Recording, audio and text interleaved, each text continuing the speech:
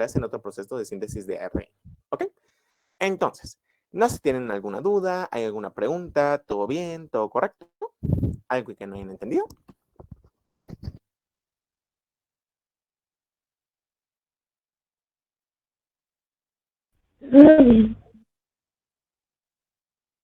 Ok, muy bien, excelente. Entonces, prosigamos.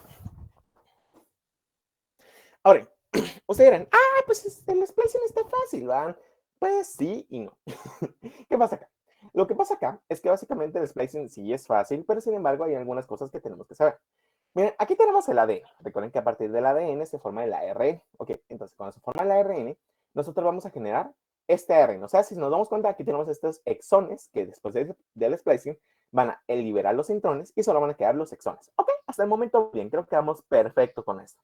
Pero ¿qué pasa? Después de esto, si nos damos cuenta, aquí en esta parte de acá ustedes dirán, ok, este está correcto, este no está correcto y este tampoco está correcto. ¿Por qué? Porque aquí miramos la secuencia correcta. 1, 2, 3, 4, 5. Y aquí miramos 1, 2, 4, 5. Y aquí miramos 1, 2, 3, 5. Si nos damos cuenta, en estos dos falta un elemento del ARN y por lo tanto tenemos proteínas incompletas. Y ustedes dirán, fijo que esto es una mutación, que no sé qué. No, eso no es una mutación. De hecho, es completamente normal. Explico. Volvamos a la cocina. ¿Qué pasa acá? ¿Qué pasa si ustedes, digamos, por ejemplo, tienen una receta? Es una receta que lleva cebolla y que lleva jengibre. Ok. Entonces, digamos, por ejemplo, que ustedes van y pues le piden la orden al comensal. Entonces dicen, mire, yo quiero la receta original, como está. Ok, la original. Entonces, vendría siendo este ARN mensajero acá. Perfecto. Ahora, otro cliente les dice, miren, yo quiero la receta original, pero sin cebolla. ¿Ok? Entonces, ¿ustedes qué van a hacer? Van a venir y van a quitarle la cebolla, como acá. Entonces, y luego viene otro comensal y dice, yo quiero la receta original con cebolla, pero sin jengibre. Entonces, ustedes van a venir y le van a quitar el jengibre a este. Ahora, ¿eso quiere decir que una receta y otra receta sirve y no sirve? No, para nada. Son recetas con sabores diferentes, son recetas que tienen una textura y sabores diferentes. ¿Por qué? Porque tienen ingredientes diferentes. A pesar de que todas vengan de la misma base, tenemos ingredientes diferentes que van a darle diferentes sabores. Por ejemplo, esta va a tener un sabor, pero esta va a tener otro sabor que no se parece a esta, ni tampoco a esta. Y esta va a tener otro sabor que no se parece a esta ni a esta. Cada una tiene un sabor completamente diferente. Entonces, ¿qué pasa en la célula? Lo que pasa es que en la célula, cuando hayamos sacado este empalme alternativo, vamos a tener una proteína con las funciones originales. Sin embargo, luego vamos a tener otra proteína con funciones alteradas. Y esta proteína va a llevar a cabo otras funciones dentro de la célula. Y luego vamos a tener otra proteína con otras funciones alteradas que va a llevar a cabo otros procesos dentro de la célula. Y todas vienen a partir del mismo gen. ¿Pero por qué pasa esto? Esto lo hace la célula para de esa manera poder tener la mayor cantidad de genes en el menor espacio posible. O sea, es como economizar espacio. Es como para decir, madres, tengo que tener como 1000 proteínas en la célula y no tengo espacio para esas 1000. Entonces, dentro del mismo gen, voy a poner unas 4 proteínas para que de esa manera, en el empalme alternativo, yo pueda venir y sintetizar 4 proteínas diferentes a partir del mismo gen. ¿Ok? Es más que nada por una situación de espacio. ¿Ok? Ahora, como tal directamente, aquí es como decir, bueno, aquí sinteticé una exoquinasa, por ejemplo, aquí sinteticé una exoquinasa, aquí sinteticé una bomba sodio-potasio, por ejemplo, o aquí sinteticé lo que viene siendo una GLUT, por ejemplo. Si nos damos cuenta, cada una de estas tiene funciones diferentes. O sea, realmente sí, vienen de la misma base, pero cada una de estas tiene funciones diferentes, localizaciones diferentes y estructuras diferentes. Si nos damos cuenta, esta tiene varios segmentos de hélice alfa y 2 segmentos de lámina plegada beta. Aquí solo tenemos un segmento de lámina plegada beta, pero este segmento de lámina plegada beta no es el mismo que este segmento de lámina plegada beta. Y eso provoca que cada una de estas tenga una función diferente dentro de la célula. Entonces, el empalme alternativo no es una mutación, no es un error. Es algo que se lleva adrede por parte de la célula para permitir que a partir de un mismo gen nosotros podemos sintetizar varias proteínas que permitan llevar a cabo varias funciones dentro de la célula. ¿Ok? Entonces, ¿hay alguna duda, pregunta? ¿Todo bien, todo correcto?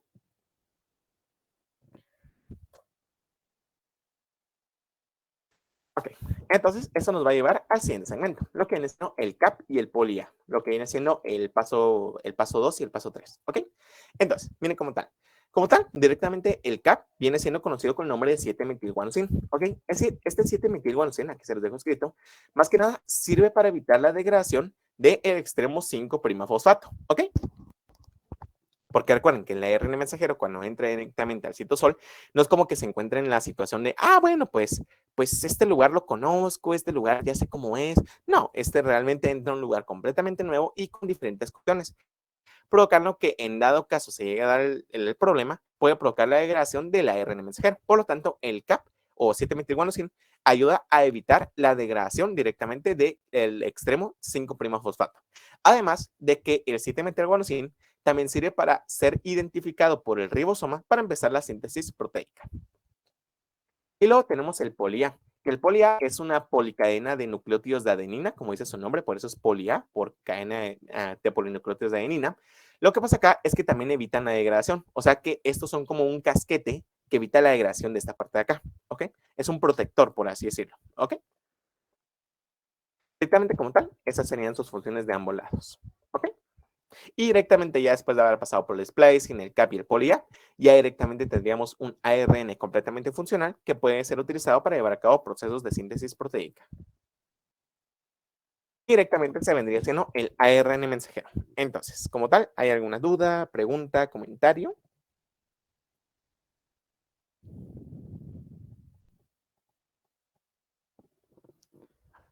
Ok, muy bien. Entonces, procedamos. Ok, entonces, luego tenemos el ARN ribosómico. Este representa el 80% del ARN. Ahora, aquí es donde viene la duda. ¿Por qué el ARN ribosómico representa tanto ARN a comparación del ARN mensajero? Lo que pasa acá es que el ARN ribosómico representa tanto porque, como les digo, volvamos a la cocina. Estos son los chefs, ¿ok? El ARN ribosómico son los chefs. Entonces, ¿qué pasa? ¿Qué pasó en Ratatouille cuando Linguini les dijo a los demás chefs, miren muchacha, tengo una rata en la cabeza? ¿Qué pasó? Todos le dieron su delantal, dijeron, pues yo no me meto con locos, a mí la verdad que tenía cosita. Entonces directamente se fueron. ¿Qué pasó? La cocina, el restaurante estaba lleno de comensales, no había gente para atenderlos. ¿Y qué pasó? Directamente Linguini entró en crisis. Entonces, igual pasaría en la célula. Si la célula no tuviera grandes cantidades de ribosomas, que están compuestos de ARN ribosómico más otras proteínas, directamente la célula no tendría la capacidad de suplir sus propias necesidades proteicas, porque la célula es como una cocina, tenés que tener un restaurante, tenés que tener comida para los comensales, al igual que la célula tiene que tener proteínas para todos sus procesos metabólicos, ¿ok? Entonces, directamente, por eso es que es importante tener tantos ARN ribosómicos. Ahora, ¿qué pasa acá? Lo que pasa acá es que estos se encargan de llevar a cabo el proceso de todas las proteínas. Todas las proteínas se sintetizan gracias a los ribosomas. Ahora, ¿dónde se encuentran los ribosomas? Los ribosomas como tal se encuentran directamente en el citosol. Directamente se encuentran flotando en el citosol. No están amarrados al retículo endoplasmático, sino que estos se encuentran flotando por ahí y esperan a que venga un ARN mensajero para poder empezar la síntesis proteica. ¿Ok? Ahora, otra cosa que tienen que saber es que se divide en dos subunidades, la subunidad de 60 Svedbergs y la subunidad de 30 Svedbergs, ¿ok? Ahora, si se preguntan qué son los Svedbergs, son una unidad de sedimentación zonal, o sea, que es como la capacidad de un elemento de formar un sedimento, y ya les hice un verso sin esfuerzo. Lo que pasa acá es que directamente, ustedes si no saben qué es un sedimento, ¿no se acuerdan? Recuerden que un sedimento, lo que digamos, por ejemplo, que ustedes están tomando horchata y pues lo que se queda al fondo es un sedimento. Entonces, la capacidad de sedimentarse de una estructura dependerá del nivel de Svedbergs que tenga. Entonces, mientras más Svedbergs, más sedimento se genera. ¿Ok? Entonces, procediendo. Y luego tenemos, que había comentado previamente, que es sintetizado por el ARN polimerasa 1, que sintetiza 3/4 partes en el nucleolo, y la cuarta parte faltante la sintetiza el ARN polimerasa 3 en el nucleoplasma, ¿ok? Recuerden que el ARN polimerasa 3 también se encarga de la síntesis del ARN de transferencia, ¿ok? Bueno, como tal, aquí tenemos el núcleo celular, o sea, aquí tenemos la estructura como tal, ya lo habíamos visto en el módulo pasado. Ahora, ¿qué pasa? En esta estructura de acá, que es el nucleolo, recuerden que acá no hay heterocromatina, no hay heterocromatina, por favor. Aquí hay eucromatina. Lo que pasa es que se mira condensado porque tiene un montón de ribosomas, pero aquí hay eucromatina, no heterocromatina, porque luego se confunden, es como que no hay heterocromatina. Entonces, como tal, lo que viene siendo en el nucleolo es donde se sintetiza lo que vienen siendo los ARN ribosómicos. Ahora, lo que pasa con los ARN ribosómicos es una cosa muy curiosa. Utilizan un método de síntesis conocido como árbol de Navidad. Este método de síntesis lo que hace es que pone un ADN, o sea, pone un gen específico de ribosomas, ¿ok? De esta manera, Y los ribosomas y los ARN polimerasas del tipo, perdón, del tipo 1 van a empezar a colocarse uno después del otro, ¿ok? Se colocan en fila. Entonces, eso va a provocar que el primero que se puso va a ir súper adelantado. El segundo que se puso va a ir un poquito más atrasado, pero igual va adelantado. El tercero y así, formando una estructura en forma de cono. Por eso es que se le conoce como estructura de árbol de Navidad. Ahora, ¿por qué es importante aprender esto? Porque eso nos explica por qué hay grandes cantidades de ribosomas. Porque estos ribosomas se pueden sintetizar en corto tiempo gracias a esta estructura de árbol de Navidad que permite y favorece el proceso de síntesis de ARN ribosómico de una manera mucho más acelerada que el ARN mensajero y el ARN de transferencia, porque el ARN de transferencia y el ARN mensajero no utilizan este proceso de síntesis, sino que solo lo utiliza el ARN ribosómico, ya que de esa manera podemos sintetizar más ARN ribosómico en un menor periodo de tiempo. ¿Ok? Ahora, como tal, solo aplica con el ARN polimerasa 1, que directamente es el que nosotros conocemos. Ahora, ¿cómo se forma un ribosoma? Que esta es la gran pregunta del millón. Lo que pasa es que la formación de los ribosomas es bastante sencilla. Primero que nada, vamos a tener lo que menciono varias subunidades. Vamos a tener la subunidad de 18 Svedbergs, la de 5.8 Svedbergs y la de 28 Svedbergs. Entonces, ¿qué es lo que va a pasar? Estas subunidades van a haber 3 que van a formar la subunidad mayor del ribosoma y una que va a formar la subunidad menor del ribosoma. Entonces, como tal, primero que nada, lo que menciono, el ARN polimerasa 1 va a encargarse de la síntesis de las subunidades 18, 5.8 y 28.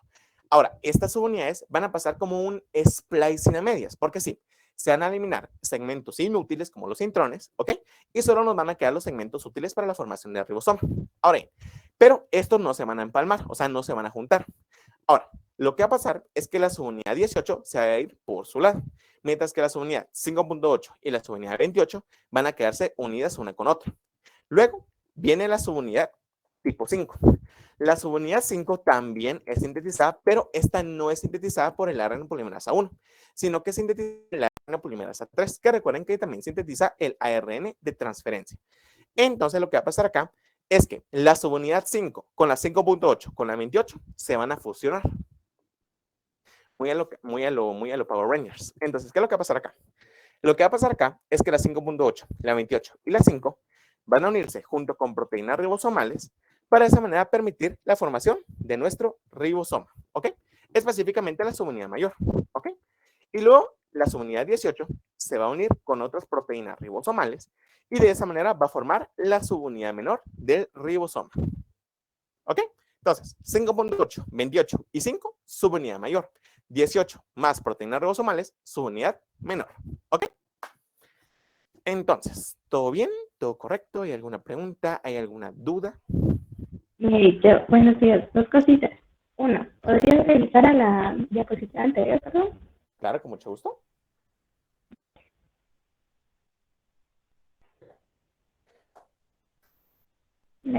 Ahora con lo que estábamos viendo, digo.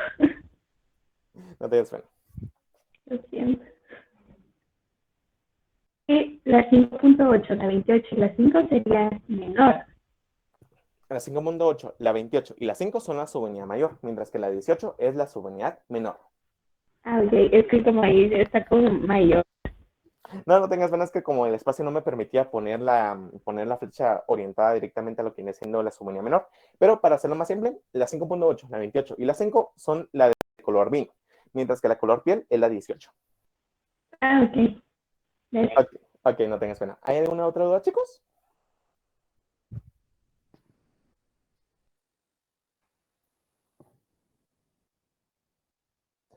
Ok, muy bien, entonces procedamos. Bueno, como tal, directamente vamos a hablar sobre las partes de ribosoma. Ahora, aquí solo quiero que las conozcan, porque ya ahorita que damos traducción, se van a ver más a detalle, se va a ver su función mucho más a detalle. Sin embargo, solo quiero que las conozcan ahorita, ¿ok? Entonces, primero que nada, vamos a tener lo que viene siendo el segmento A, ¿ok? O segmento aminoácido. Lo que pasa acá es lo siguiente. El segmento aminoácido es el encargado de recibir desde el segundo ARN de transferencia, ¿ok? No del primero, del segundo, ¿ok? Entonces, como tal, directamente esa es su función. Recibir los ARN de transferencia con su respectivo aminoácido desde el segundo ARN de transferencia. Ahora, después tenemos lo que dice, ¿no? La región peptil o región P. La región peptil es la encargada de recibir desde el primer ARN de transferencia. Aquí se recibe el primer ARN de transferencia, ¿ok? Que empieza la síntesis proteica.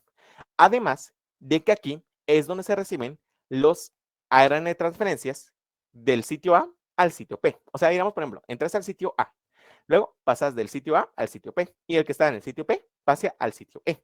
Lo que me llega al sitio E. El sitio E o el sitio de salida es el sitio donde los ARN de transferencia que ya no poseen aminoácidos se retiran y pueden ser utilizados otra vez para llevar a cabo el proceso de síntesis proteica. Entonces, primer aminoácido entra en el sitio P, ¿ok? Segundo aminoácido entra en el sitio A. En el sitio A vamos a pasar al sitio P. El del sitio P va a pasar al sitio E y el del sitio E va a lograr salir del ribosoma para volver a ser utilizado en el proceso de síntesis proteica. Ahora, por tal, solo quiero que los conozcan, quiero que sepan que existen, porque eso se mira mucho más a detalle ahorita al final de la clase que miremos el tema de traducción, ¿ok? Entonces, procedamos. Luego tenemos el ARN de transferencia. ¿Qué pasa con el ARN de transferencia? Lo que pasa es lo siguiente. Como tal, solo representa el 15% restante del ARN. Si quisiéramos comparar el ARN de transferencia con algo, mírenlo como que fuera el pinche. ¿Ustedes saben qué es un pinche? Si no saben qué es un pinche es un ayudante de cocina. ¿Ok? Entonces, el ARN de transferencia, como tal, es el pinche del ribosoma. O sea, es el ayudante del cocinero. Entonces, lo que pasa acá es que el ARN es como decir el chef no tiene tiempo de andar diciendo ¿dónde chingada madre está esa olla? ¿Dónde está la paprika? ¿Dónde está la sal? ¿Dónde está la pimienta? No tiene tiempo. Él lo que hace es que le dice a su pinche tal cosa y no lo necesito para hoy, ni lo necesito para ayer, lo necesito para la semana pasada. Entonces le dice, sí, chef, compra y trae las cosas y hasta dice, mira, por si te hacía falta, también te lo trae. Entonces, así funciona. En el caso del ribosoma, pasa lo mismo. El ribosoma le dice, mira, necesito este aminoácido, este aminoácido, este aminoácido, este aminoácido, este aminoácido, este aminoácido, y el ARN de transferencia le va a decir, claro, el ribosoma le trae todos los aminoácidos y hasta aminoácidos extra por si le hacían falta. Esa es la función de la ARN de transferencia, pasar los aminoácidos al ribosoma para poder llevar a cabo el proceso de síntesis proteica. Ahora, el plegamiento del ARN de transferencia tiene dos formas, en forma de L o en forma de boomerang, como lo pueden ver acá. Okay, perdón, en forma de L o boomerang o en forma de trébol, perdón. ¿Ok? Así vendrían siendo sus dos formas de plegamiento. Ahora, como tal, otra cosa, bueno, esto lo acabo de comentar, lo acabo de comentar también. Ahora, como tal, había comentado previamente, el ARN de transferencia es sintetizado por el ARN polimerasa 3, ¿ok? Que también recuerden que sintetiza los ARN ribosómicos de la parte 5, ¿ok? Directamente eso. Ahora, en el caso de lo que viene siendo la maduración del ARN de transferencia, esta sí es un poquito más pasadita, pero sin embargo no la gran cosa. Ahora, ¿qué pasa acá? Primero que nada, vamos a tener el transcrito primario de ARN de transferencia. Entonces, ¿qué va a pasar? Ese transcrito primario de ARN de transferencia va a pasar por un corte. No es un corte y empalme, es un corte, ¿ok? Entonces, este corte va a liberarlo de segmentos en las cadenas del segmento 3' hidroxilo y el segmento 5' fosfato, ¿ok? Simplemente se eliminan esos segmentos de esa parte de la cadena.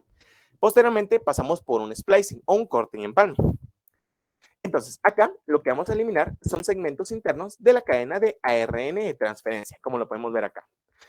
Posteriormente, en el 3' hidroxilo, vamos a colocar el vastagoaceptor, que está constituido por citosina, citosina y adenina. Este vastagoaceptor es el que se encarga de, como dice su nombre, aceptar el aminoácido. Aquí es donde se va a colocar el aminoácido respectivo de este ARN de transferencia para permitir que se vea a cabo el proceso de síntesis proteica. Después, por último, vamos a pasar por una modificación de bases, ¿ok? Esta modificación de bases por lo general sirve más que nada para permitir una mejor adhesión del ARN de transferencia con lo que viene siendo el ribosoma. Más que nada, esa es su función, permitir una mejor adhesión. Y directamente así vendría siendo un proceso de maduración de ARN de transferencia. Y ustedes se preguntan, Wich, compadre, compinche, ¿dónde está el aminoácido? Porque hasta el momento no miro ningún aminoácido ahí. ¿Acaso me estafaste? ¿Acaso me mentiste como ella o él lo hizo? Pues no. Realmente, aquí es donde entramos en un proceso de activación. Lo que pasa acá es que en la activación nosotros vamos a venir y vamos a colocar el aminoácido respectivo en lo que viene siendo el segmento del vastagoaceptor. Lo que va a pasar es lo siguiente. Primero que nada, vamos a tener un aminoácido específico para cada tipo de ARN de transferencia. Ahorita vamos a ver a detalle cómo se mira eso. Lo que pasa acá es que directamente estos dos se van a unir por una enzima conocida como aminoacil ARNT sintasa o aminoácido ARNT sintetasa. Recuerden que en los libros puede aparecer como sintasa o como sintetasa, depende de qué libro estén viendo. Okay. Lo que va a pasar acá es que esta aminoácido ARNT sintetasa o sintasa tiene actividad ATPasa, o sea que consume ATP. Entonces lo que va a hacer es que gracias al consumo de un ATP va a permitir formar un enlace covalente entre el aminoácido y el ARN de transferencia, generando ADP, un grupo fosfato libre, y la unión del aminoácido con el ARN de transferencia. Recuerden, es ADP, no AMP, es ADP, ¿ok? Entonces, y directamente así tendríamos un ARN de transferencia completamente funcional para llevar a cabo el proceso de síntesis proteica. Entonces, ¿hay alguna duda? ¿Hay alguna pregunta? ¿Todo bien? ¿Todo correcto? ¿Puedes regresar a la diapositiva donde está la maduración del ARN de transferencia, por favor? Claro.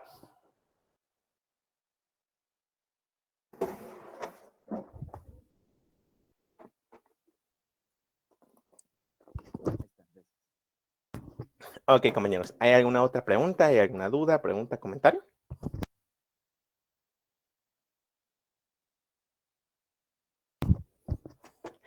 Ok, entonces procedamos, ¿ok?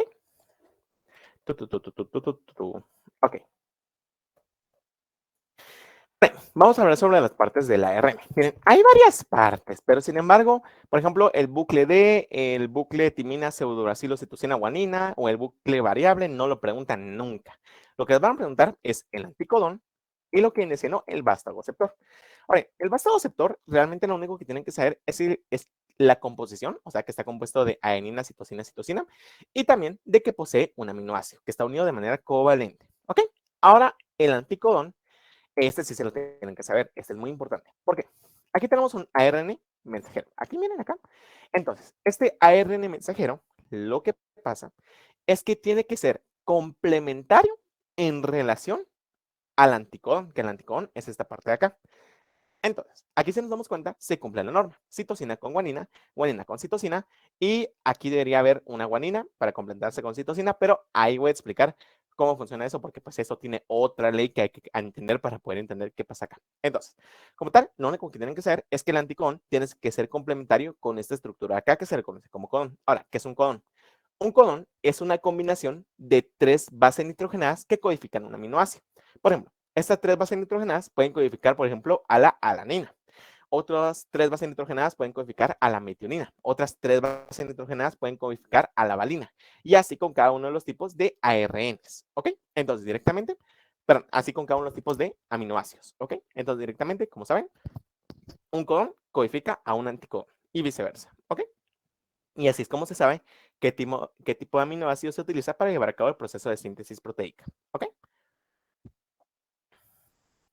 Ahora, déjame cambiar esta cosa. Ahora, como tal, ya terminando lo que iniciaron los diferentes tipos de ARN, que pues nos llevó un poquito de tiempo, pero espero que les haya servido para repasar. Igual si vemos algún par de cosas nuevas. Como tal estaba comentando, comparémoslo con lo siguiente. Aquí tenemos un gran libro. El gran libro que tiene todas las recetas. Esta es una fotocopia de una receta, de cualquiera. Aquí tenemos el chef que lee la receta y a su compañera o a su pinche que le ayuda a llevar los ingredientes para formar su receta, que es esta de acá. Comparándolo con un punto de vista celular, el libro vendría siendo nuestro ADN porque tiene todas las recetas de todas las preparaciones de todas las células, ¿ok? Luego tenemos el ARN, que es una fotocopia de una receta específica, no de todo el libro, solo una receta. Aquí tenemos a nuestro chef, que vendría siendo el ribosoma, ¿ok? Que como tal se encarga de llevar a cabo el proceso de síntesis proteica. Y aquí tenemos a su pinche o a su ayudante, que directamente se encarga de llevar a cabo el transporte de los aminoácidos para de esa manera poder llevar a cabo el proceso de síntesis proteica, ¿ok? Entonces, no sé si hay alguna duda, hay alguna pregunta, todo bien, todo correcto, alguna consulta.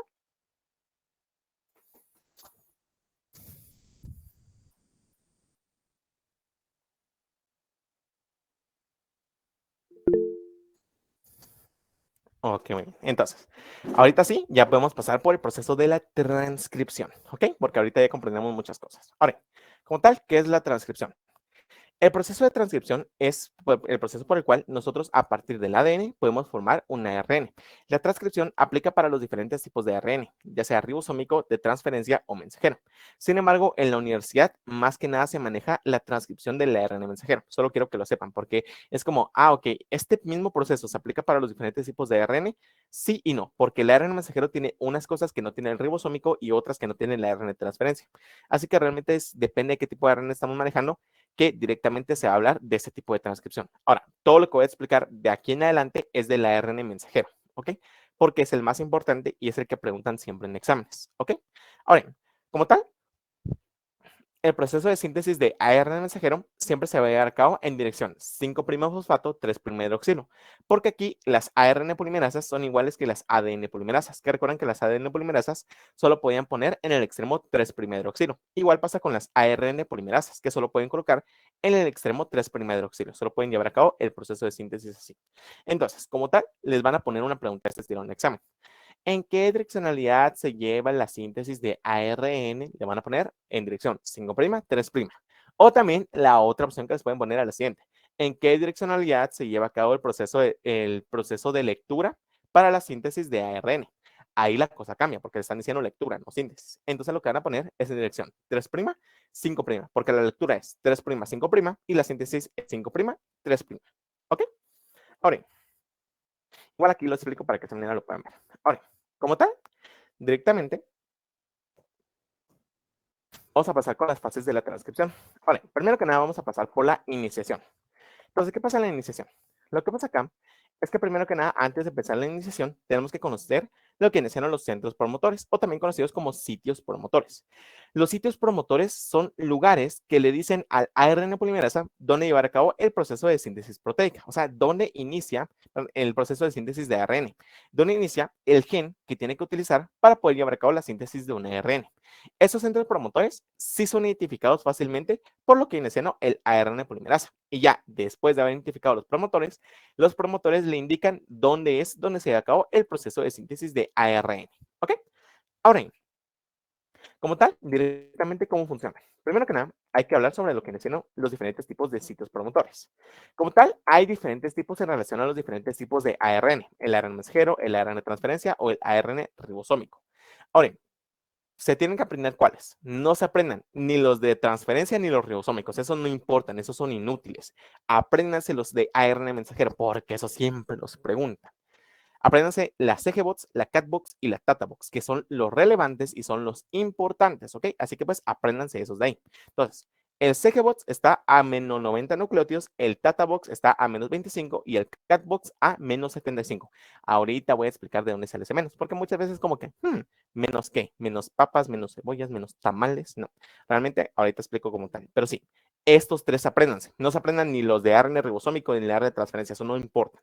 Bueno, el área de transferencia sí importa, pero por una cosa muy concreta, pero realmente no tenemos que darle relevante a un examen. Ahora, total, directamente, ahorita sí. Ahora, una cosa que saber de los promotores es la siguiente, que son reguladores desde el POSIS. Te explico. Un regulador del POSIS es un regulador de genes que se encuentran cercanos al gen que tiene que regular. Por ejemplo, tanto el CGBox como el CatBox, como el TataBox, como los reguladores de ARN transferencia y ARN ribosómico se encuentran muy cercanos al gen que regulan. Se encuentran, por ejemplo, unos 20, unos 40, unos 50 núcleos que realmente están más cerca. Sin embargo, los reguladores trans como tal están tan lejos de los que tienen que regular. O sea, que digamos, a 5.000 núcleos, a 20.000 núcleos, o ni siquiera se encuentran en la cadena de ADN, sino que se encuentran en otra cadena de ADN, pero aún así pueden influir en la actividad del gen que están regulando.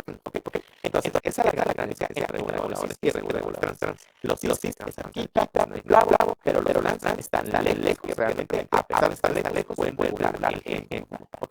Entonces, si les dan a preguntar, el ARN, las cajas, o CatBox son reguladores, ustedes tienen sí, porque están cerca del gen que tienen que regular. Ahora, pero eso se mira más adelante porque no recuerdo la versión final que se mira hasta la próxima semana.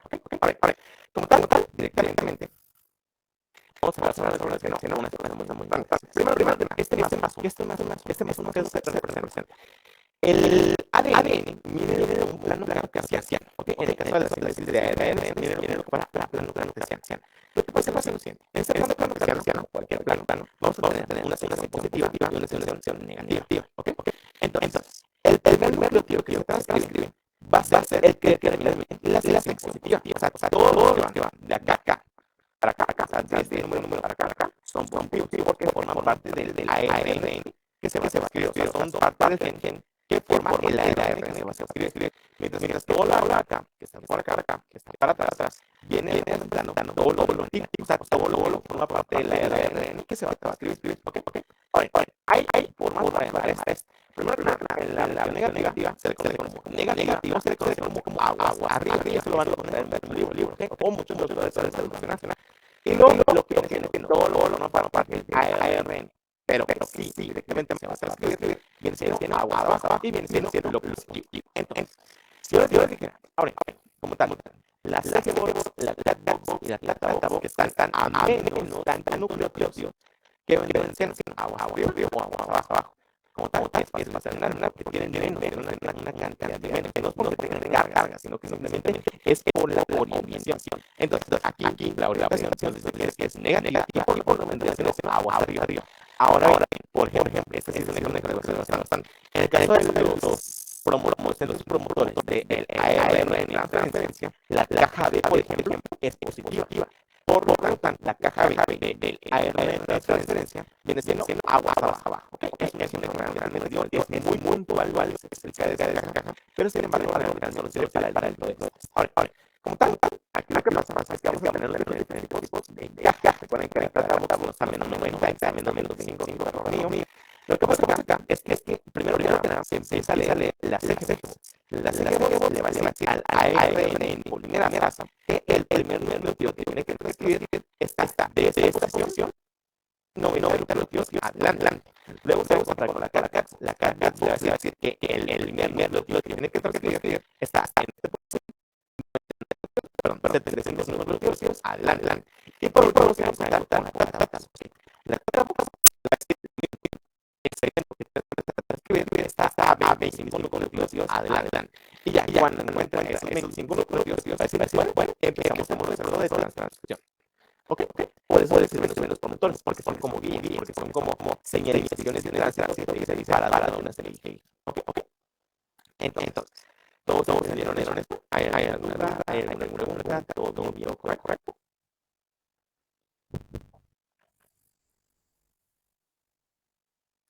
Entonces, el catálogo es menos 25. Exactamente, es menos 25. Es un error, pero igual, ok, para que sea menos 25. Perdón, mi error. Entonces, ¿hay otra pregunta?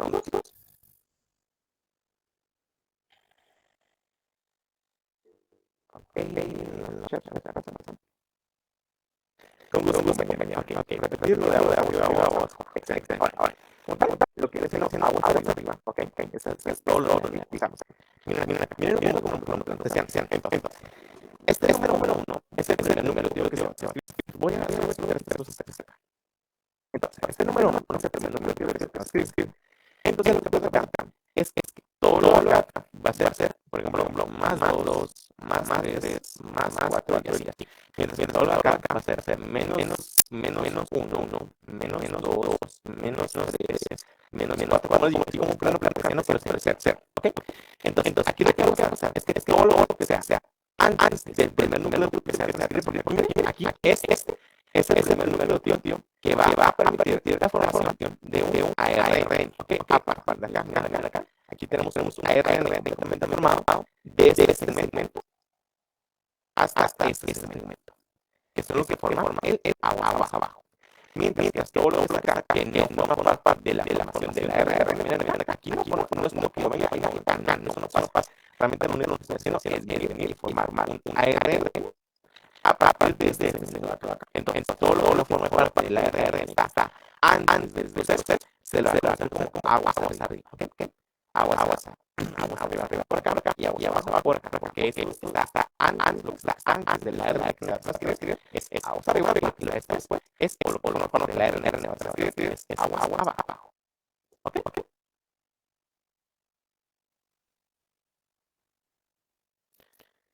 Entonces, vamos a hablar para allá.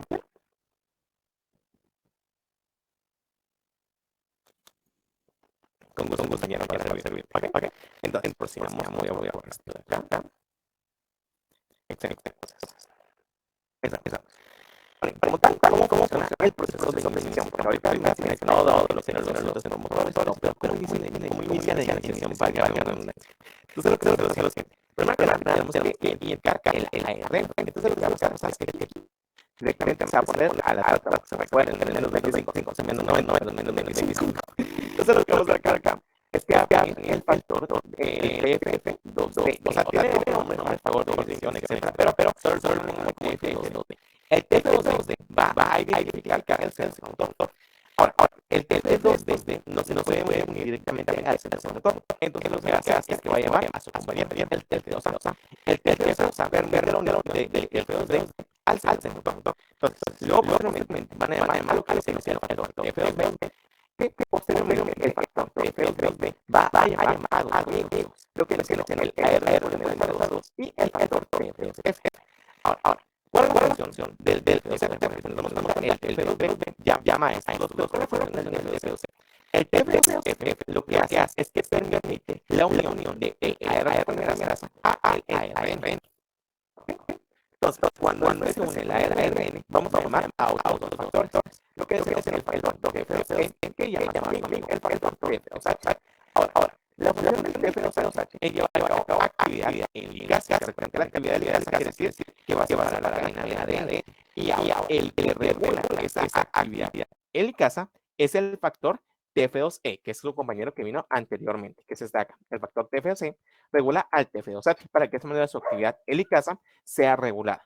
Entonces, como tal, este factor TF2H va a empezar con su actividad helicasa, o sea que va a separar las cadenas de ADN, para de esa manera permitir que el ARN polimerasa 2 pueda llevar a cabo su proceso de síntesis de ARN mensajero. ¿Ok? Entonces, recapitulando, para que de esa manera sea más claro, porque yo sé que son muchos factores. En el factor TF2D, que se identifica el centro promotor. Esa es su función, identificar el centro promotor. Posteriormente, viene el factor TF2A, que el factor TF2A permite la unión del factor TF2D al centro promotor. O sea que directamente permite que no se zafe el... Disculpa, podría ser un poquito más lento. Claro, como mira, volviendo. Se identifica el centro promotor. ¿Ok? El centro promotor es identificado por el factor TF2D. El factor TF2D no se puede unir como tal al centro promotor. Entonces llama a su compañero, el factor TF2A. El factor TF2A permite la adhesión o la unión del factor TF2D al centro promotor. Posteriormente, el factor TF2D también llama a otro amigo, el factor TF2B. El factor TF2B llama a dos amigos, o sea, permite que otros dos amigos entren a este sistema, que viene siendo el ARN polimerasa 2 y el TF2F. ¿Ok? Entonces, lo que hace el TF2F es que le permite al ARN polimerasa 2 identificar el centro promotor. Entonces, cuando identifica el centro promotor, el ARN polimerasa 2 se une fácilmente a este y por lo tanto se une fácilmente al ADN. Posteriormente, cuando ya está unido el ARN polimerasa al centro promotor, lo que va a pasar es que van a venir dos factores. El factor TF2E, que el factor TF2E más que nada lo que hace es llamar a un amigo suyo, el factor TF2H. El factor TF2H tiene una función, llevar actividad helicasa. Sin embargo, no la lleva sola, porque el factor TF2E regula la actividad helicasa del factor TF2H. ¿Qué quiere decir regular? Básicamente lo que hace es que evita que el factor TF2H se vaya de largo. O sea, es como que decir, evita que directamente se vaya de corrido llevando a cabo la separación del ADN. Porque en dado caso eso pasara, podría provocar que la cadena de ADN presentara un superenrollamiento, cosa que no queremos. Entonces, lo que hace el factor TF2C, además de llamar al TF2H, es regular su actividad. Entonces, el TF2H separa las cadenas de ADN. Para esa manera, darle vía libre al factor ARN polimerasa 2 y permitir que se haga a cabo el proceso de síntesis de ARN mensajero. ¿Ok? Entonces, no sé si les quedó claro, no sé si tienen alguna duda, hay alguna pregunta, ¿todo bien, todo correcto? Ya, pues, ¿Quién es el que separa las cadenas? TF2B, por favor. Ok, mira, el TF2B como tal se encarga de identificar el centro promotor. ¿Ok? Se encarga de eso. El factor TF2B se encarga se encarga de identificar el centro promotor. El factor TF2A permite la unión del factor TF2D al centro promotor. O sea, es como ponerle pegamento a una hoja de papel, ¿ok? Para que de esa manera se mantenga unida. Y luego después, también el factor TF2D llama al factor TF2B, que el factor TF2B, su función es llamar al factor TF2F que arrastra al factor ARN polimerasa 2, ¿ok? Y ya después, el factor TF2F permite que el ARN polimerasa 2 se incorpore a lo que viene siendo la cadena de ADN para permitir el proceso de síntesis de ARN. ¿Ok? El ARN polimerasa 2, ¿qué hacía o qué hace? El ARN polimerasa 2 es el encargado de llevar a cabo el proceso de síntesis de ARN mensajero. Es el que separa también las cadenas, ¿no? No, el que se encarga de la separación de las cadenas es el factor TF2H. ¿Saben qué? Voy a repetir, creo que estamos como que un poquito confundidos, no tengan pena. Yo entiendo, esto me costó aprenderlo como 2 semanas más o menos. Entonces, como tal, empecemos. Factor TF2D. Identifica el centro promotor. ¿Ok? Esa es su función. Identificar el centro promotor. Ahora bien, el factor TF2D no se puede unir al centro promotor porque pues no está diseñado para eso, solo sirve para identificarlo. Entonces, el que permite la unión del factor TF2D con el centro promotor es el factor TF2A, o sea, permite la unión. Luego, el factor TF2D también tiene la función de llamar al factor TF2B. Entonces, el factor TF2B, su función es llamar al ARN polimerasa 2 que viene junto con el factor TF2F. El factor TF2F permite que el ARN polimerasa 2 identifique y se una al centro promotor que está en el ADN, o sea, que permite la unión con el ADN. Luego, después de eso, viene el factor TF2E, que el factor TF2E permite la incorporación del factor TF2H y también su regulación, o sea, permite la incorporación y también lo regula. El factor TF2H lo que hace es que separa las cadenas de ADN, o sea, que básicamente tiene actividad helicasa.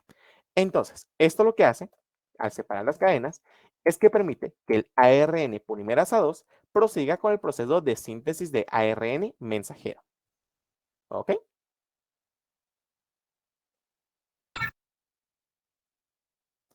No sé si quedó más claro, desean que repita alguna parte. El TF2F es el que permite que se incorpore el ARN polimerasa 2.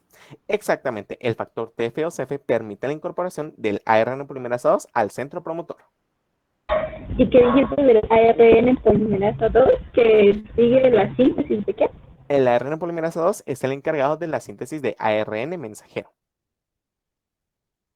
Gracias. Con mucho gusto. ¿Hay alguna otra pregunta?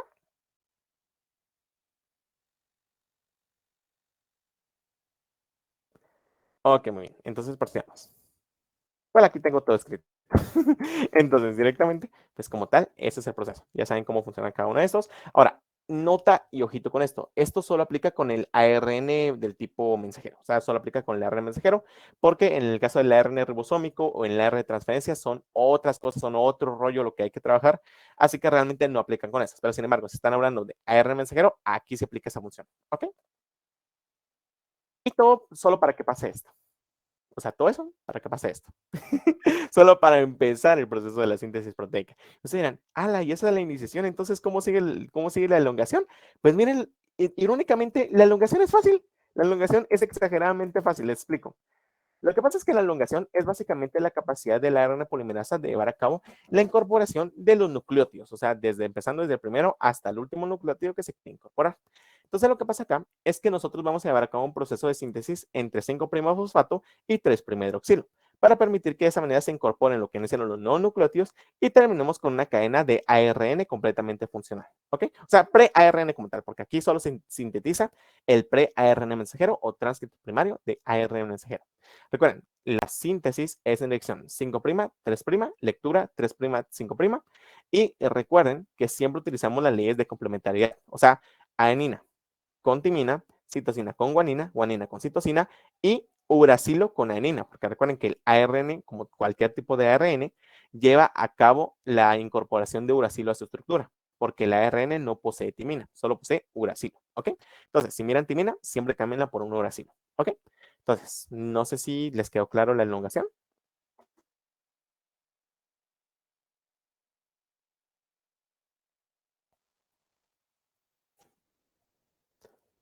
Ok, entonces prosigamos. Ok, solo quiero ver una cosa, creo que hay unos mensajes.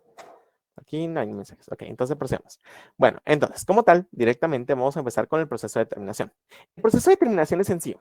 Lo que pasa acá es que, más que nada, el ARN polimerasa identifica una secuencia en forma de tándem. O sea, una secuencia en tándem, por si no lo saben, es una secuencia que se repite constantemente en el espacio.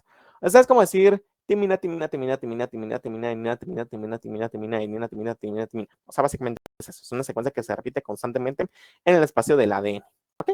Así que directamente, pues básicamente es eso. ¿Verdad? Se repite la cadena, se repite en tándem, lo que viene siendo la cadena de ADN y por lo tanto la información se repite constantemente. ¿Ok? Y bueno, eso nos lleva a la traducción. Ok, entonces, antes de culminar lo que viene siendo el proceso de transcripción, me gustaría preguntarles, ¿tienen alguna pregunta, alguna duda, alguna consulta? ¿Todo bien? ¿Todo correcto? ¿Qué fue lo que dijiste de terminación, perdón?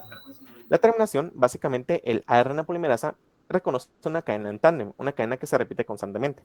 Esta cadena en tándem, por lo general, está constituida por timinas, timinas, adeninas, timinas, timinas. ¿Ok? Entonces, gracias a esa secuencia en tándem, el ARN polimerasa dice que dónde debe terminar la síntesis de ARN y de esa manera se disocia el ARN polimerasa de la cadena de ADN. ¿Ok? Entonces, solo quiero ver qué hay en la otra llamada. Creo que alguien escribió un mensaje.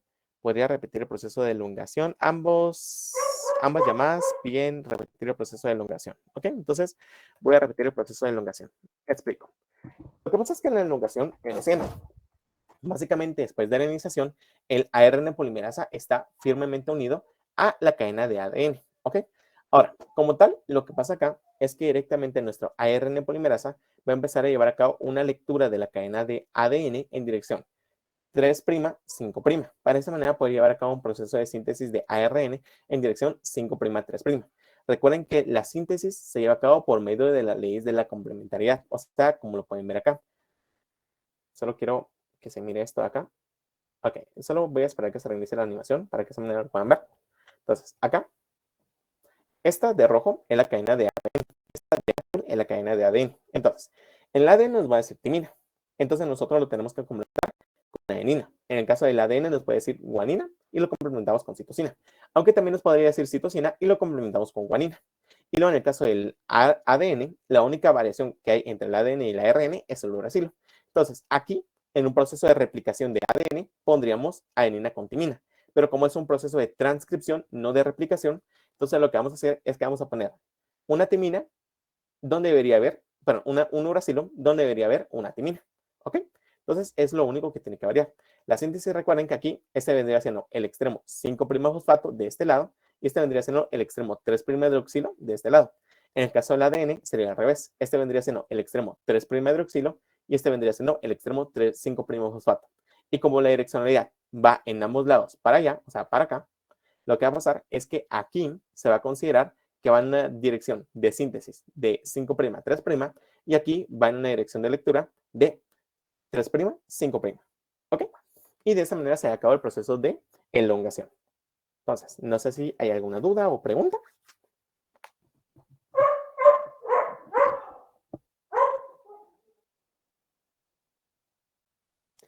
¿O todo bien a los chicos que me acaban de preguntar? No sé si les quedó claro.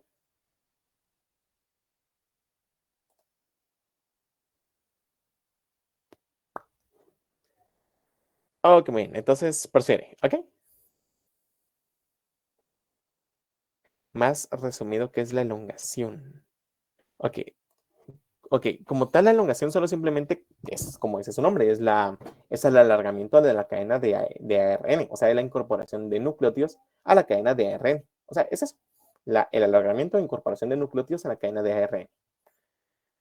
Ok, entonces procedemos. Con gusto. Ahora, entonces, muy bien. Terminación. Ahora, en el caso de que necesite la terminación, ya lo había comentado.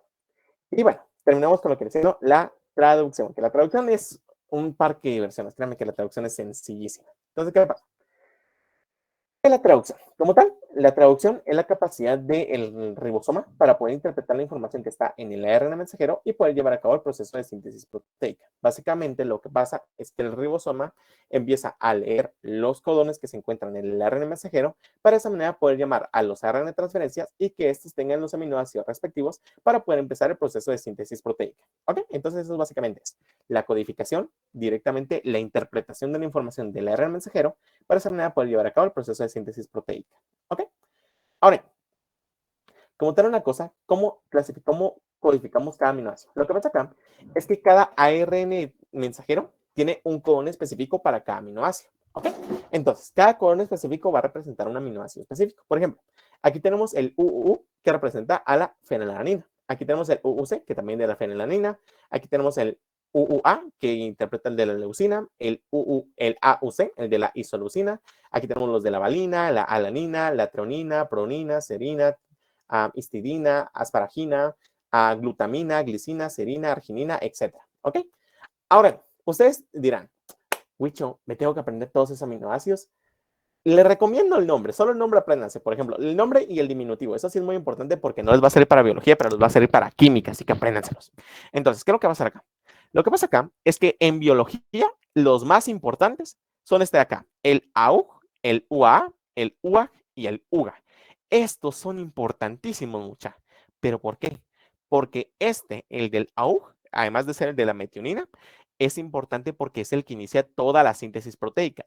Todos los inicios de síntesis proteica empiezan por AUG, porque el ARN ribosómico, el ribosoma como tal, lo que hace es que empieza a leer al ARN mensajero. Entonces, llega un punto a la hora de la lectura que se topa con el AUG. Entonces, cuando se topa con el AUG, es cuando dice, aquí empezamos el proceso de síntesis proteica.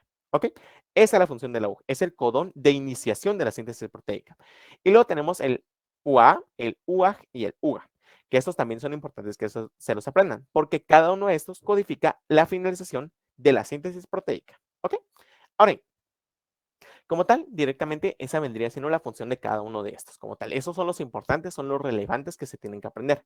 Ahora, una recomendación que yo les doy, no se aprendan todos, porque realmente no es necesario. Así con directamente, ni siquiera yo me sé todos los codones que codifican todos los aminoácidos, me sé un par, pero realmente no todos, así que no son tan necesarios. Lo único que sí es importante que se los aprendan, y tal vez no para biología, sino que más que nada para química, porque eso lo miran en el quinto módulo, es los diminutivos. Creo que sí es lo más importante que se aprendan, los diminutivos. La fenilalanina, leucina, isoleucina, valina, alanina, glutamina, glicina, etc. Es importante que se los aprendan porque les va a servir bastante para poder entender algunas preguntas en los exámenes o los cortos. Así que solo por recomendación, apréndanse estas partes de acá. ¿Ok? Ahora, en el caso de lo que viene siendo, ¿cómo codificamos esto? Una cosa que muchos tienen esa pregunta, ¿por qué varios codones codifican varios aminoácidos? Por ejemplo, estos 6 codones codifican el mismo aminoácido, estos 4 codones codifican el mismo aminoácido, y así pasa con varios. ¿Por qué? Lo que pasa es que esto permite que varios ARN de transferencia puedan traer el mismo aminoácido. Por ejemplo, aquí si nos damos cuenta, 6 tipos diferentes de ARN de transferencia pueden traer la leucina, 2 tipos diferentes la fenilalanina, 4 tipos diferentes la serina, y así sucesivamente con todos estos. ¿Esto por qué se hace? Esto se hace porque de esa manera se permite que se agilice el proceso de síntesis proteica. O sea, es mejor tener a varios ARN de transferencia transportando los aminoácidos que solo tener a uno en específico para transportar un aminoácido específico, ya que eso provocaría que no se hiciera el proceso de síntesis proteica de la manera más rápida posible. ¿Ok? Entonces, por eso es importante. Ahora, una cosa que tienen que saber, bueno, aquí están los diferentes tipos de aminoácidos, como tal. Eso se los dejo acá más que nada como referencia visual, pero lo que me importa es esto. ¿Qué es la cadena de generada de ARN mensajero? Ahora, ustedes como tal dirán, bueno, pues está simple, pues todo bien, simplemente tengo que seguir las leyes de la complementariedad, aquí no hay clavo. Pero, ¿qué pasa? La cadena de ARN mensajero se le conoce como cadena degenerada. ¿Pero por qué? Lo que pasa acá es lo siguiente. Aquí, si nos damos cuenta, tenemos una combinación normal, bastante sencilla. Uracilo con uracilo con citosina. Ok, adenina, adenina con guanina. Perfecto, todo bien, todo correcto. Pero, ¿qué pasa acá? Uracilo, uracilo, uracilo, adenina, adenina, guanina. Ok, ¿qué pasó acá? ¿Y qué pasa acá con estos de acá? Miren acá. Ajá, pero ¿por qué aquí sí no hay, por qué aquí no se lee, siguen las leyes de la complementariedad? ¿Y por qué aquí sí se tienen que seguir? Porque si no hay error. ¿Qué pasa acá? Lo que pasa acá es que esto se le conoce como bamboleo, ¿ok? ¿Qué es el bamboleo? Lo que pasa es que, miren, la ley que sigue el bamboleo es la siguiente. Las primeras dos bases, toda la vida, tienen que ser complementarias. Esta es ley de vida. Toda la vida estas dos bases tienen que ser complementarias. Sin embargo, la tercera base puede presentar una variación, un bamboleo. ¿En qué se basa el bamboleo? Aquí si nos damos cuenta, lo que pasa es que vamos a parear una purina, en el caso de la guanina, con una pirimina, con la citosina. Entonces, aquí para un bamboleo tenemos que aplicar el mismo concepto. Una purina con una pirimina, o también puede ser viceversa, una pirimina con una purina. Pero aquí, ¿por qué no pasa eso? Porque aquí nos pide parear purina con purina, guanina con adenina, o purina con purina, guanina con guanina, cosa que no es posible. Entonces, para que un bamboleo sea exitoso, la tercera base tiene que ser una purina con una pirimina. ¿Ok? Entonces, eso es lo que pasa con los bamboleos, que simplemente es el apareamiento de una purina con una pirimina en caso sea necesario. Ahora, ¿por qué esto es necesario? ¿Por qué la célula no puede seguir sus propias reglas? Por una simple y sencilla razón, cuestión de tiempo. Eso es lo que permite, volvamos a los diferentes tipos de codones que codifican el aminoácido de la ferenalanina. Miren acá, si nos damos cuenta, la ferenalanina acabamos de ver que en un bamboleo, el mismo ARN de transferencia utilizó los dos codones, el UUU y el UUC, ok, como lo acabamos de ver. Sin embargo, ¿por qué no utilizar el AAA con el AAG? ¿Por qué no utilizarlos? ¿Cuál es la necesidad de hacer esto? Porque hay veces en las cuales uno de los dos ARN de transferencias está agotado. O sea, puede estar agotado ya sea este o ya sea este. Y eso va a provocar que cuando este está agotado, tenga que utilizar el ARN de transferencia que se aparea perfectamente con este para parearse con este, para codificar la fenilalanina. Igual pasaría con este. Tengo que utilizar el ARN de transferencia. Digamos, por ejemplo, que ahora este es el saturado. Entonces, eso va a provocar que tengo que utilizar el ARN de transferencia que se aparea perfectamente con este, para de esa manera no impedir que el proceso de síntesis proteica prosiga. Más que nada es un proceso para agilizar lo que viene siendo la síntesis proteica. Y la única ley que impide que en vez de codificar, por ejemplo, una fenilalanina codifique una leucina, es que utilizo las leyes de complementariedad. Para esa manera, utilizo las leyes de complementariedad de pirimina con purina y purina con pirimina. Para esa manera, evitar que hayan errores en la síntesis proteica. Porque si se dan cuenta, una purina no se podría parear con otra purina, ni una pirimina con una pirimina, solo purina con pirimina. Y por eso se puede llevar a cabo este proceso sin mayor inconveniente. Ni se altera la síntesis proteica y también se agiliza el proceso de síntesis proteica. Entonces, ¿a todos les quedó claro eso?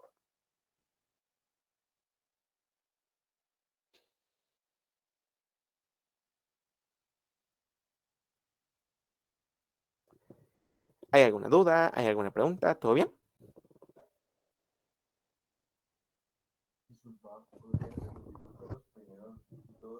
Porque las primeras dos bases no pueden utilizar, o sea, no pueden hacer bamboleo y la Ok, conta. Mira, como tal, es más que nada una ley, no es como que hay una explicación concreta, pero sin embargo, es más que nada una ley.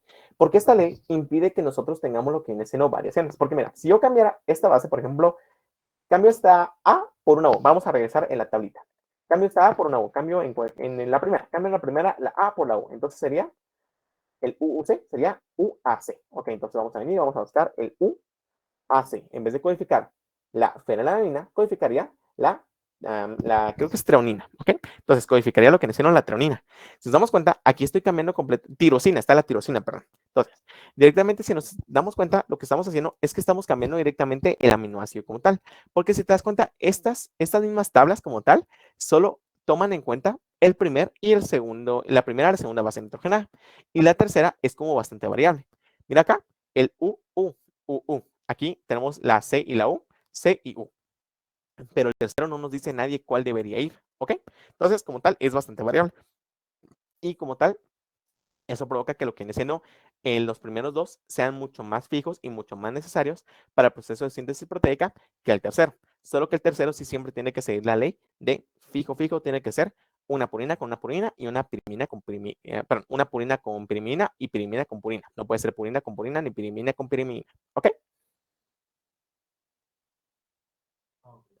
Con gusto. Entonces, ¿hay alguna otra duda, chicos?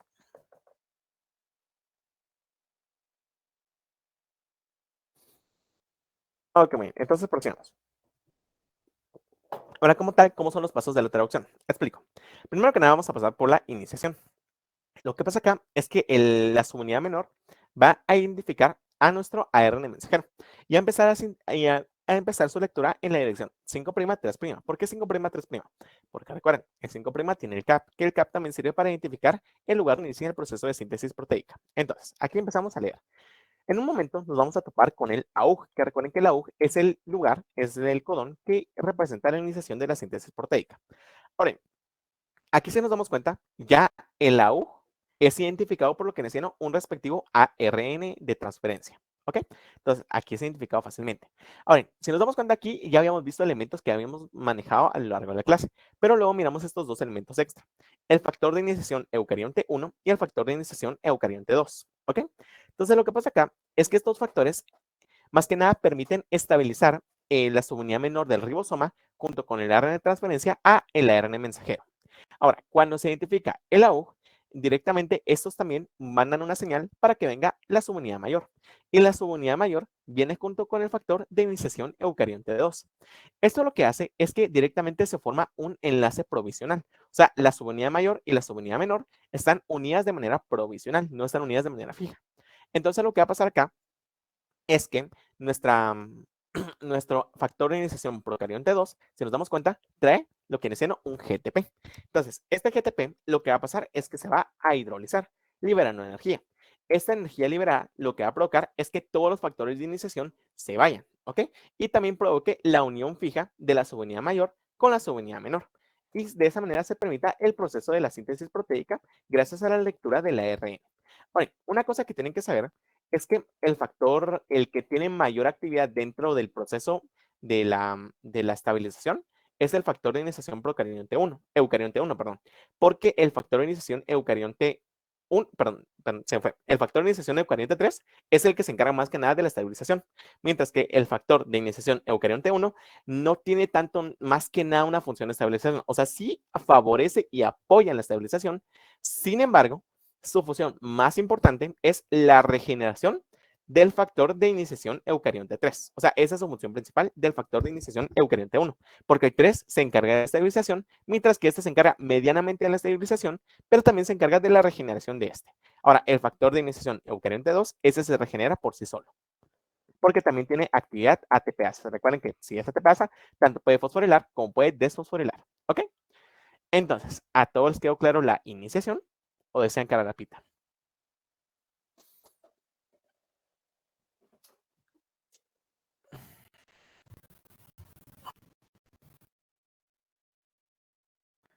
Ok, bien, procedemos.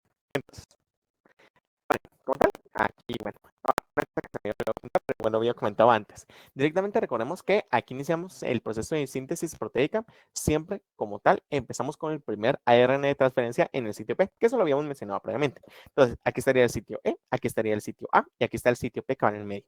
Ahora, recuerda, el primer aminoácido que empieza la síntesis proteica que entra en el sitio P, siempre va a ser la metionina.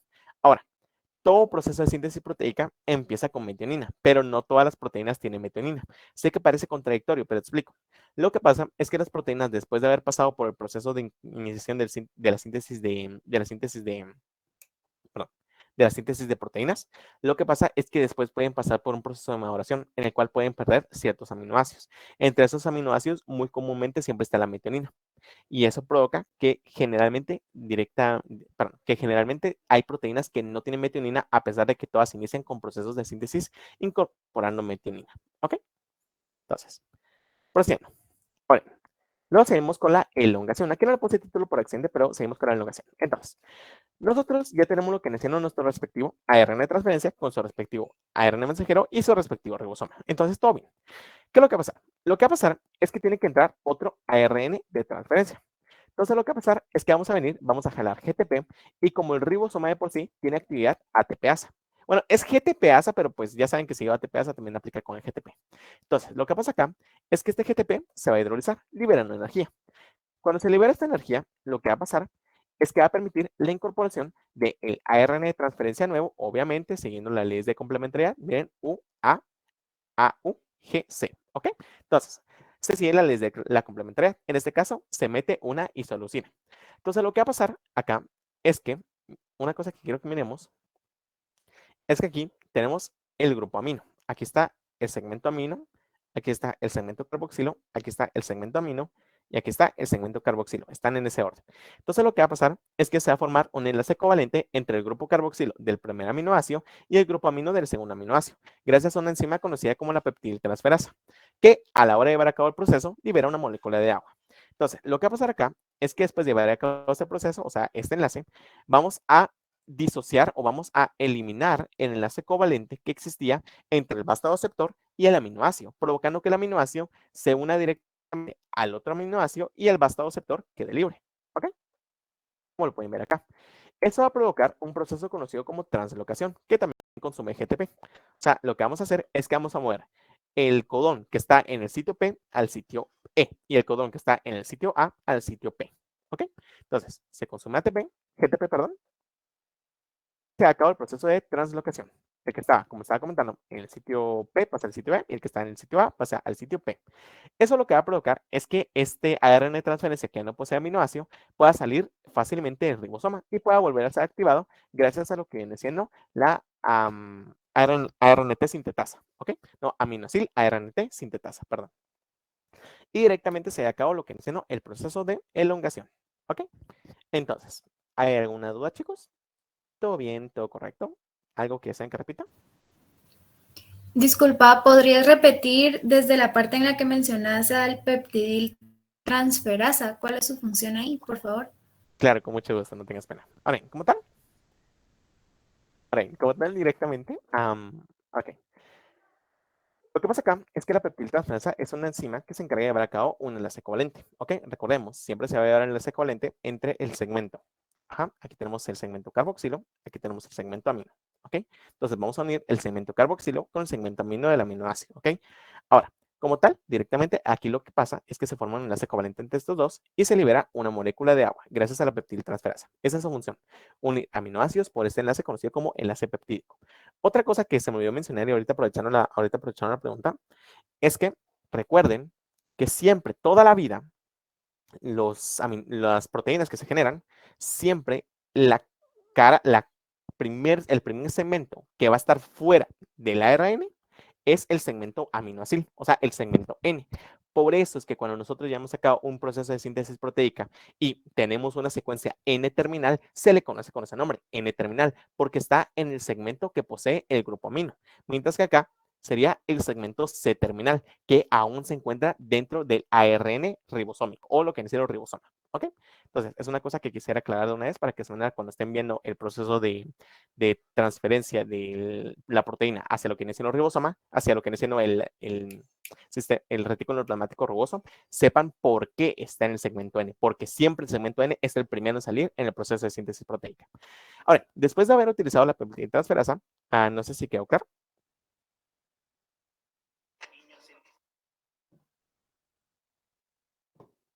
Ok, entonces procedemos. Ahora, después de haber utilizado la peptidiltransferasa, lo que pasa acá es que básicamente se pierde lo que viene siendo el enlace covalente entre lo que viene siendo el aminoácido este y lo que viene siendo su respectivo ARN transferencia. Ok, entonces, cuando se pierde ese enlace covalente, solo queda este enlace de acá, el enlace peptídico. Este enlace peptídico va a arrastrar al aminoácido que está en esta posición hacia lo que viene siendo la posición P. ¿Ok? Entonces pasa de la posición P a la posición A. Luego después, lo que va a pasar acá es que directamente, solo quiero quitar esto, es que directamente vamos a pasar por un proceso de translocación, llamando un GTP que se hidroliza y se libera energía. Esa energía va a permitir que lo que está, el codón que está en la sección P pasa a la sección E y el que está en la sección A pasa a la sección P. ¿Ok? Ahora, el que está en la sección E como sección de salida va a salir a lo que viene siendo el medio externo del ribosoma. Y posteriormente el que está en la sección A va a quedar, el que está en la sección B, perdón, va a quedarse ahí esperando a que venga otro ARN de transferencia y se repita el proceso varias veces. Para esa manera poder llevar a cabo el proceso de la síntesis de la proteína. ¿Ok? Entonces, no sé si quedó más claro. ¿Hay alguna duda o pregunta? O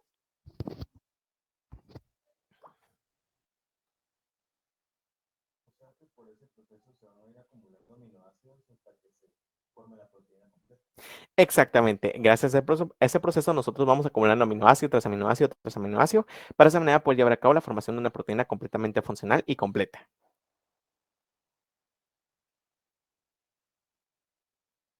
Con mucho gusto para servirte. Vale. Igual, aquí está todo escrito. Aquí está todo escrito para de esa manera tenerlo a la mano. Ok. Ahora, como tal, directamente ese proceso se repite varias veces, porque recuerden que dependiendo de qué tipo de proteína estamos hablando, porque depende de qué tipo de ARN mensajero estamos hablando, pueden ser proteínas que repitan este proceso 50, 80, 100 veces, y dependerá de la complejidad del ARN mensajero, la situación de qué tamaño va a ser la proteína o qué estructura va a presentar la proteína. Bien, como tal, directamente vamos a empezar con la terminación, ¿ok? Lo que pasa acá es que cuando nos damos cuenta, vamos a tener lo que viene siendo una estructura polipeptídica bastante grande. Recuerda que se puede hacer una estructura polipeptídica, ya sea un polipéptido o una proteína. Entonces, lo que va a pasar acá es que cuando ya tenemos completamente formada la proteína, vamos a identificar un codón de finalización, que ya sabemos cuáles son. Entonces, ese codón de finalización, en vez de llamar a un ARN de transferencia, va a llamar a un factor de terminación eucarionte o ETF. Ese factor de terminación eucarionte tiene actividad GTPase. Entonces, lo que va a hacer es que va a hidrolizar el GTP al haber ingresado al sitio A, y cuando hidroliza ese GTP, va a liberar la energía suficiente para de esa manera disociar toda la estructura, permitiendo que la estructura polipeptídica se disocie sin la necesidad de formar un enlace peptídico de su respectivo ARN de transferencia, y la subunidad mayor y subunidad menor se liberen del ARN mensajero. Y de esa manera, este ARN mensajero pueda volver a ser utilizado en otro proceso de síntesis proteica. Ahora, recuerden que no solo es un ribosoma el que lleva a cabo el proceso de síntesis proteica en un periodo de tiempo determinado, sino que son varios ribosomas los que lo pueden llevar a cabo en el mismo periodo de tiempo, para de esa manera permitir que hayan grandes cantidades de proteínas al mismo tiempo, sin la necesidad de esperar que un ribosoma se ocupe de ese respectivo ARN mensajero. Ahora, cuando son varios ribosomas unidos al mismo ARN mensajero, recuerden que se les conoce con el nombre de polirribosomas. ¿Ok? Entonces, directamente, básicamente, sería todo por el día de hoy. Entonces, no sé si tienen alguna duda, hay alguna pregunta, todo bien, todo correcto. Fíjate que yo tengo algo, pero no es ninguna duda. Fíjate que al principio de la clase a mí se me fue el internet, entonces las primeras diapositivas me las podrías mostrar, por favor. Claro, con mucho gusto. Bien, aprovechando como lo que menciona este periodo de relleno, lo voy a llamar. Miren, mucha. He notado que pues tal vez no han estado estudiando muchos estudiantes, se los digo porque pues tengo cuates de primero que me dicen que pues no han tenido ganas de estudiar, y pues algunas personas que conozco tampoco les están dando ganas. Yo entiendo la situación, pero miren, yo sé que da hueva, o sea, yo lo entiendo, pues yo pasé como 3 semanas desde el paro sin estudiar nada, y eso que directamente yo, pues a mí me gusta mucho estudiar, pero sin embargo, realmente pues entiendo la situación, pero sin embargo recuerden que pues tienen que ponerse al día. O sea, ya entiendo, yo sé que es aburrido, yo sé que da hueva, y pues entiendo, pero sin embargo háganlo, porque al final de cuentas no lo miren como por una obligación, no es una obligación. Yo siento que la carrera no es una obligación. Más que nada, miren